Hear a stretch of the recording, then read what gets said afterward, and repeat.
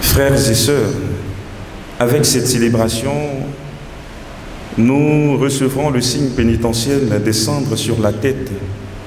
Nous commençons le pèlerinage annuel du Saint Carême, entraînement au combat spirituel qui nous mènera dans la foi et dans l'espérance vers la Pâque.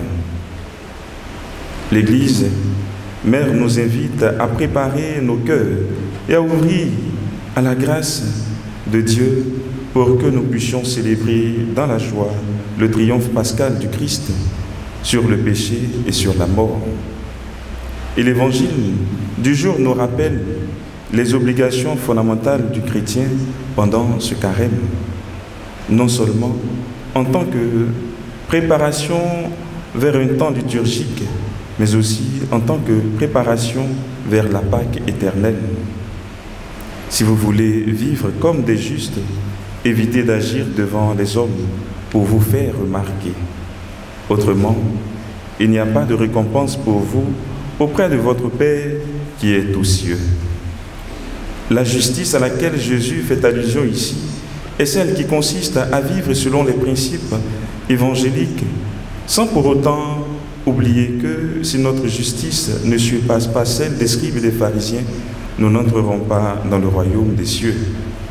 Frères et sœurs, la justice nous amène vers l'amour, manifesté par l'aumône, ainsi que par les œuvres de miséricorde. Quand tu fais l'aumône, que ta main gauche ignore ce que donne ta main droite.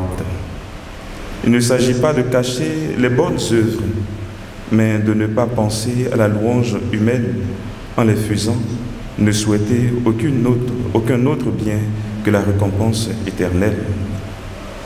Le temps de carême qui commence aujourd'hui ne prend pleinement son sens que si notre regard est tourné vers son thème, c'est-à-dire vers la célébration pascale, l'offrande de Jésus sur la croix et sa résurrection d'entre les morts. Le carême nous prépare à vivre avec le Christ ce passage de la mort à la vie. Et cela est d'autant plus marquant pour les catéchumènes qui seront baptisés dans la nuit de Pâques.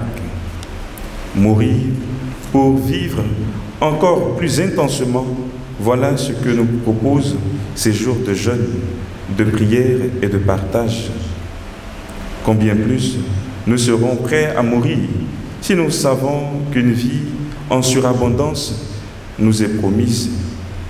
Mais nous pouvons nous demander à quoi devons-nous mourir pendant ce temps de carême pour pouvoir vivre avec le Christ. Pendant ce temps qui peut être un kairos, c'est-à-dire un moment favorable pour nous, nous sommes appelés à mourir, à une foi désaxée de la vérité pour redécouvrir le visage unique du Christ, le visage de la miséricorde du Père. Aussi, ce temps nous invite à mourir à une espérance à la taille humaine. Souvent, nous confondons l'espérance que nous ouvre la Pâque du Christ avec nos petits espoirs qui ne voient pas plus loin que ce qui est visible à nos yeux.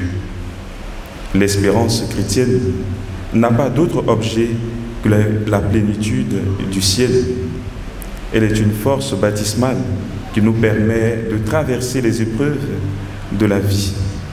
Frères et sœurs, en ces jours, nous devons prendre un soin et une piété particulière à accomplir ce que les chrétiens doivent effectuer en tout temps. C'est ainsi que nous vivrons dans des jeûnes saints ce carême d'institution apostolique. Si la prière fervente, amoureuse, nourrit la foi, le jeûne du superflu, de l'inutile, de l'accessoire, doit nourrir l'espérance. En nous libérant de ce qui nous divertit, nous pourrons revenir à l'essentiel, c'est-à-dire au Christ. Il est cette force intérieure qui est lampe pour nos pas, lumière dans nos choix, certitude dans nos doutes.